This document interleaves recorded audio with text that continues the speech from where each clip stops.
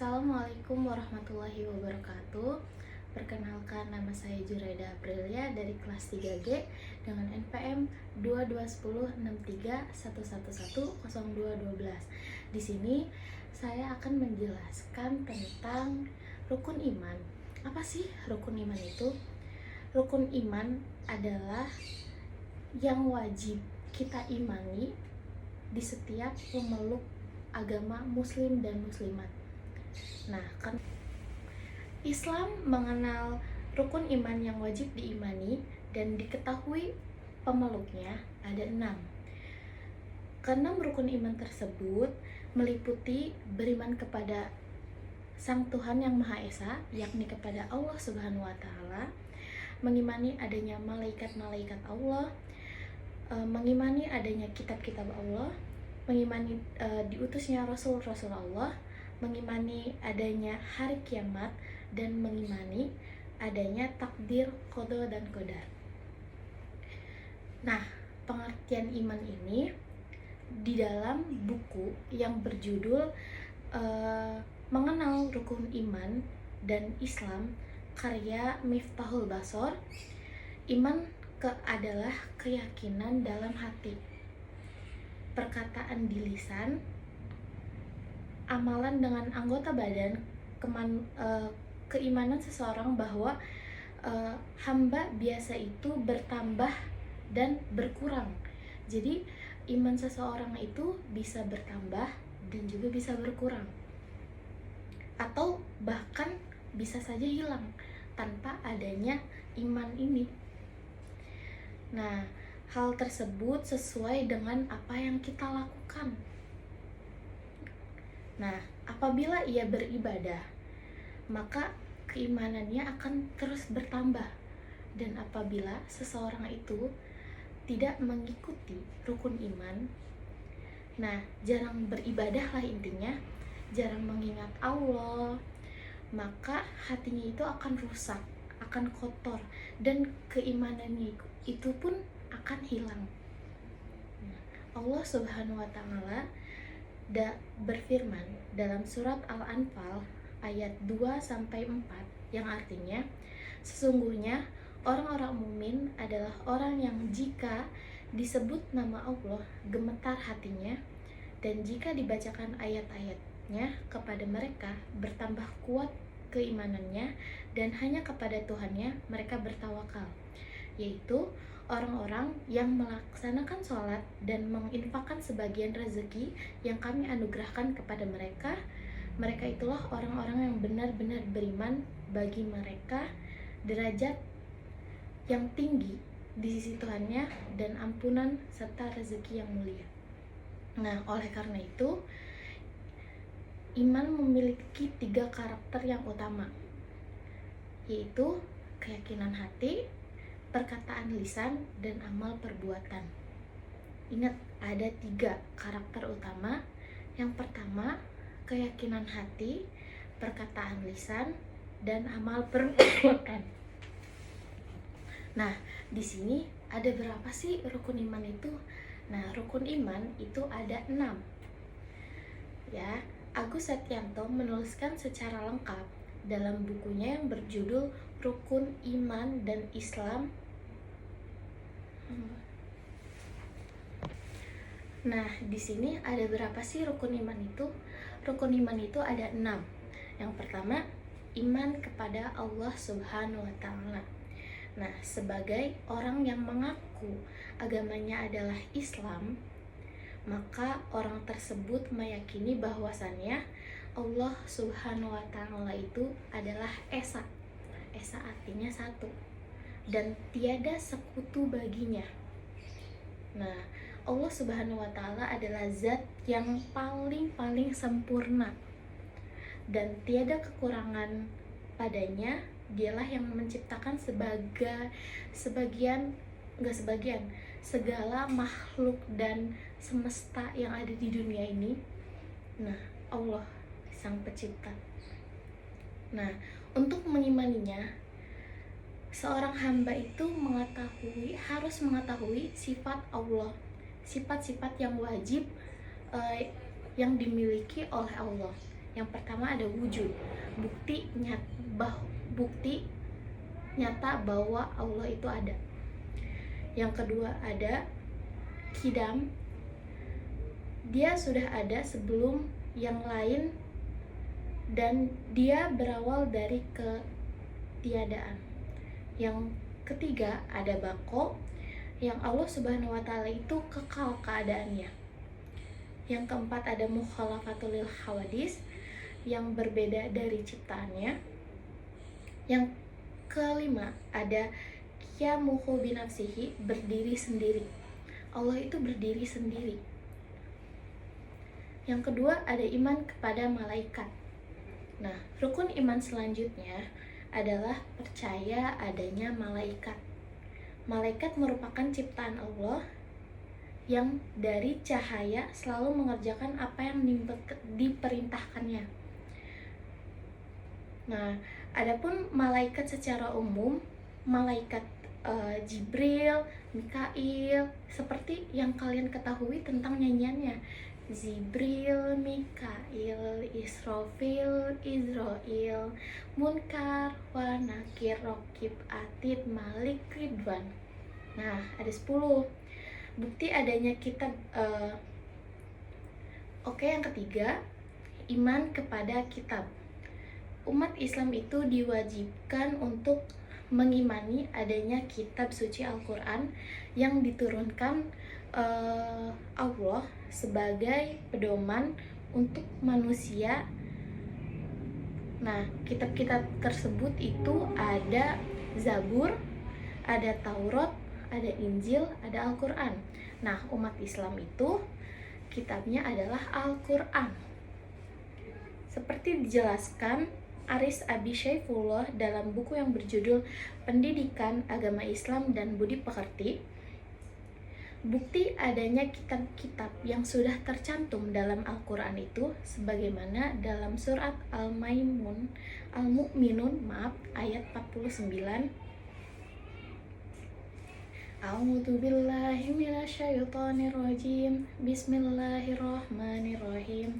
Walaqad ataina Musal kitaba la'allahum yahtadun. Yang artinya, sesungguhnya kami benar-benar telah menganugerahkan kitab Taurat kepada Musa agar mereka Bani Israel mendapat petunjuk. Nah, yang keempat ada iman kepada Rasul. Rukun iman selanjutnya adalah bahwa Allah Subhanahu wa Ta'ala itu mengutus manusia-manusia pilihan yang disebut sebagai Rasul untuk membawa ajaran darinya umat manusia selamat dari kesesatan dan kembali menuju kebenaran. Nah, rukun iman kepada Rasul itu merupakan iman yang keempat ya. Sesuai dengan sabda Rasulullah SAW yang dinukit dalam buku Paham Keagamaan Al-Husnah wal Jamaah. Nah, yang kelima itu ada iman kepada hari akhir. Masih dari sumber yang sama. Rukun kelima ini adalah beriman kepada hari akhir. Hari akhir adalah hari di mana dunia akan dihancurkan seisinya dan hari saat semua manusia akan disamaratakan dengan tanah. Pertanggungjawaban manusia atas apa yang telah mereka perbuat selama di dunia akan ditanggungjawabkan pada hari akhir. Nah, yang keenam, yang terakhir, iman kepada qada dan qadar. Beriman kepada takdir Allah Subhanahu wa Ta'ala juga merupakan salah satu iman, rukun iman umat Islam. Hal ini sesuai dengan surat Al-Qamar ayat 49. A'udzubillahi minasyaitonirrajim. Bismillahirrahmanirrahim. Inna kulla syai'in khalaqnahu biqadarin. Yang artinya, sesungguhnya kami menciptakan segala sesuatu sesuai dengan ukuran.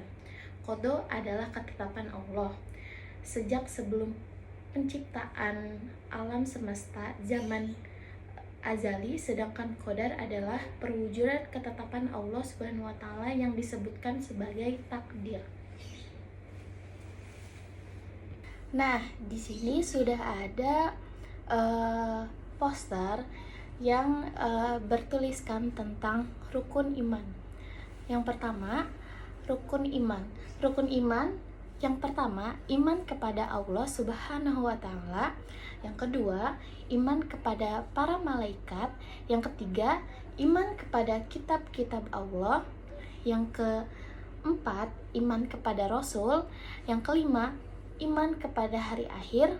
Dan yang terakhir, iman kepada qada dan qadar. Nah, jadi teman-teman harus mengingat terlebih dahulu rukun iman. Apa sih rukun iman itu? Ada berapa sih rukun iman itu? Jadi harus dipahami terlebih dahulu.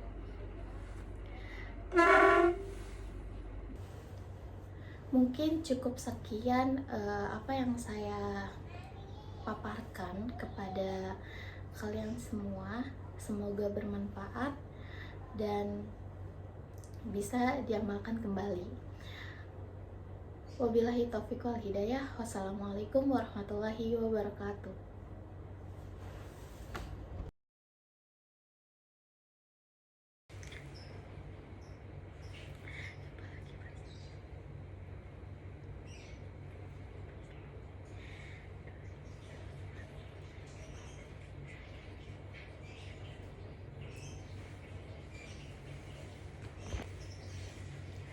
Hai, Assalamualaikum warahmatullahi wabarakatuh. Perkenalkan, nama saya Juraida Aprilia dari kelas 3G dengan MPM 2210 111 Nah, di sini saya akan memaparkan apa sih sholat itu, pengertian sholat, rukun-rukun sholat. Nah, gimana aja sih rukun sholat itu? Mari kita cek. Nah, sholat ini adalah ibadah yang wajib dilaksanakan untuk kaum muslim atau muslimin yang beragama Islam. Nah, sholat ini itu tidak bisa dilakukan dengan sembarangan. Aku mau sholat, contohnya gini ya, aku mau sholat asar tapi di waktu maghrib, itu nggak boleh, karena masing-masing sholat itu sudah ada waktu-waktunya gitu. Nah, syarat sah sholat itu adalah suci. Nah, suci dari najis, yang berarti itu bersih. Nah, bersih dari hadas maupun najis. Nah, suci badan, suci tempat. Ketika kita ingin melaksanakan sholat, itu harus suci badannya, bersih badannya, bersih pakaiannya, bersih tempatnya. Nah, itu harus kita perhatikan ketika kita hendak melaksanakan sholat. Nah, dan juga harus sesuai aturan. Maksudnya di sini sesuai aturan itu waktunya. Nah, ketika asar dilaksanakan jam 3, sekitar jam 3. Nah, zuhur itu siang. Nah, kita juga kalau sholat itu harus menutup aurat, ya, dan menghadap kiblat.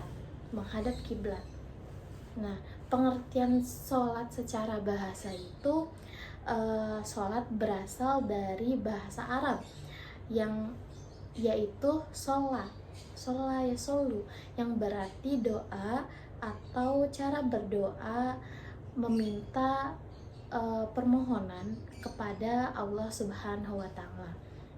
Nah, sementara sholat itu ada, atau sholat yang dideskripsikan sebagai ibadah kepada Allah Subhanahu wa taala yang wajib dilakukan setiap umat muslim, sesuatu syarat dan rukun dan bacaannya tertentu. Nah, Makna dan pengertian sholat itu secara bahasa dituliskan pada surat At-Taubah ayat 103 dengan bunyi A'udzubillahi minasyaitonirrajim Bismillahirrahmanirrahim wa shalla 'alaihim inna sholataka sakanun lahum wallahu sami'ul alim, yang artinya, dan berdoalah untuk mereka, sesungguhnya doa kamu itu menjadi ketentraman jiwa bagi mereka dan Allah Maha mendengar lagi Maha mengetahui. Nah, Allah itu Maha mendengar dan Maha mengetahui. Nah, kalau pengertian tadi kan pengertian sholat secara bahasa. Nah, di sini pengertian sholat secara istilah. Pengertian sholat adalah rangkaian ucapan yang diawali dengan takbiratul ihram dan diakhiri dengan salam. Nah, yang artinya, dan secara istilah syara, sebagaimana yang dikatakan oleh Imam Ar-Rafi', sholat adalah rangkaian ucapan dan perbuatan yang diawali dengan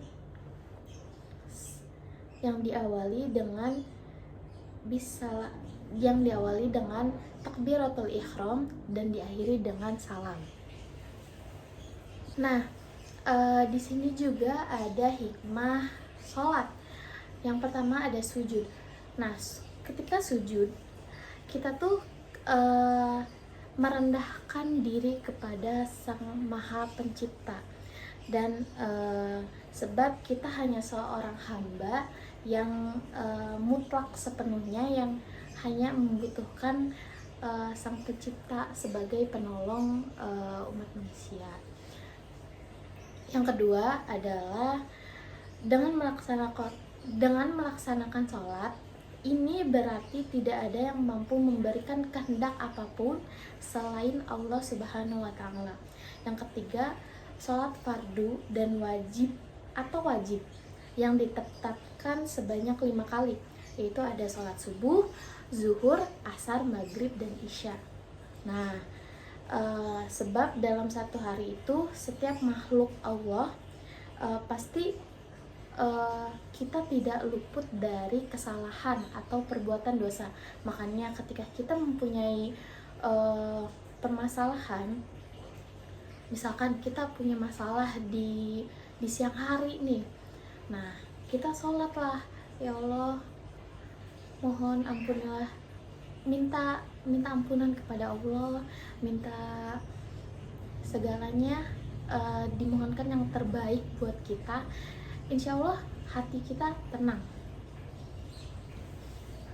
Nah, yang keempat ada sholat itu dapat meningkatkan tingkat keimanan terhadap Allah Subhanahu wa Ta'ala, sebab dalam kehidupan sehari-hari setiap makhluk ciptaan Allah pasti tidak luput dari godaan duniawi.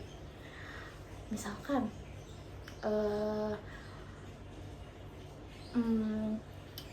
sibuk dengan pekerjaan, jadi yang dikejar tuh dunia terus. Nah, akhiratnya gak tertolong gitu.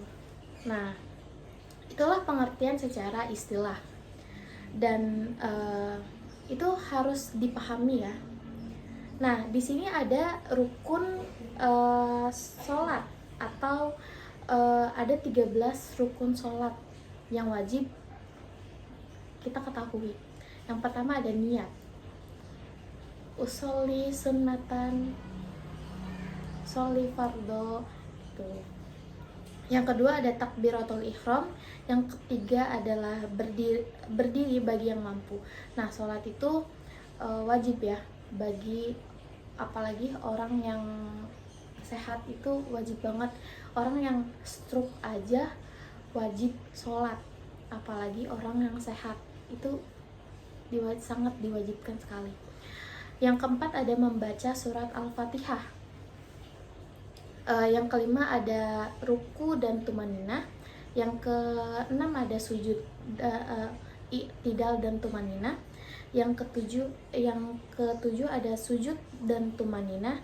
Yang kedelapan ada duduk di antara dua sujud. yang ke-9 ada tasyahud akhir, yang ke-10 ada membaca sholawat setelah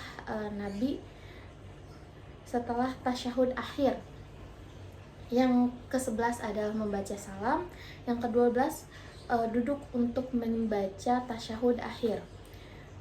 Yang ke-13 adalah tertib itu yang artian semuanya itu harus berurutan dengan sesuai dengan rukunnya. Ja, ja, sya, a, ja, a, ta, ja. Titiknya 3. Sya, ba. Mungkin cukup sekian yang bisa saya sampaikan, kurang lebihnya mohon dimaafkan. Wallahu muwaffiq ila aqwamit thoriq. Wassalamualaikum warahmatullahi wabarakatuh.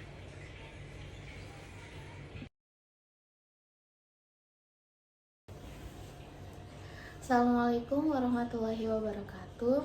Perkenalkan, nama saya Juraida Aprilia dari kelas 3G dengan NPM 22106311100212. Nah, di sini saya akan memaparkan materi apa sih itu membaca, apakah membaca itu penting. Nah, mari kita dengar sama-sama. Nah, membaca ini merupakan proses kegiatan melihat bacaan atau isi teks yang bersuara ataupun bersuaranya di dalam hati. Jadi tanpa bersuara. Nah, dan membaca itu juga mengungkapkan suatu imajinasi terhadap suatu pembaca yang disukai halayak ramai dan juga dimengerti oleh seseorang yang dicintainya. Nah, kegiatan membaca ini meliputi membaca nyaring dan membaca dalam hati. Membaca nyaring ialah berarti membaca bersuara, dan di dalam hati merupakan berarti membacanya tidak memakai suara. Nah, membaca nyaring adalah kegiatan membaca yang dilakukan dengan cara membaca keras di depan umum, seperti pembaca Undang-Undang Dasar. Nah, sedangkan kegiatan membaca dalam hati adalah kegiatan membaca dengan saksama yang dilakukan untuk mengerti dan dipahami oleh diri sendiri. Nah, membaca itu menjadi salah satu jenis kemampuan berbahasa melalui tulisan yang bersifat perspektif, karena dengan membaca seseorang itu akan memperoleh informasi, ilmu pengetahuan, dan pengalaman-pengalaman yang baru. Apalagi membaca ini cocok banget untuk anak kecil yang baru belajar membaca. Nah, itu cocok banget. Misalkan membaca Iqra, nanti kita akan praktekkan gimana anak kecil belajar membaca Iqra. Nah, membaca juga dapat diartikan sebagai proses individu memperoleh makna dan cetakan.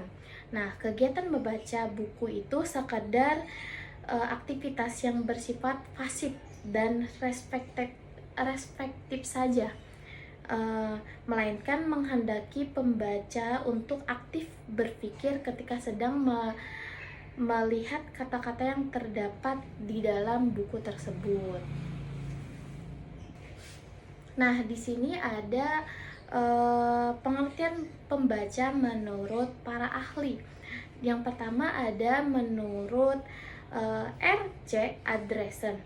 Menurutnya, dalam buku berjudul Language Skill in Elementary Education dalam tahun 1972, membaca adalah proses penyediaan kembali atau recording dan pembaca sandi decoding, di mana sandi tersebut merupakan lambang atau simbol bahasa tertulis.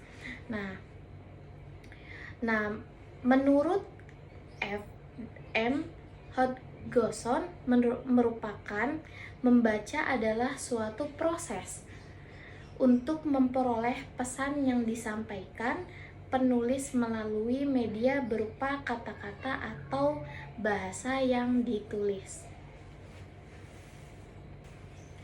Nah, jadi membaca itu merupakan kegiatan melihat tulisan bacaan dan proses memahami isi teks dengan bersuara ataupun bersuaranya di dalam hati. Nah, ini penting banget buat anak kecil yang baru bisa belajar baca. Nah, belajar baca itu penting ya teman-teman semuanya, karena itu akan mudah kita cara berkomunikasi dengan yang lain. Kalau misalkan kita nggak bisa baca, otomatis kita gak akan berkomunikasi. Maksudnya orang lain tuh gak akan ngerti apa yang kita bicarakan.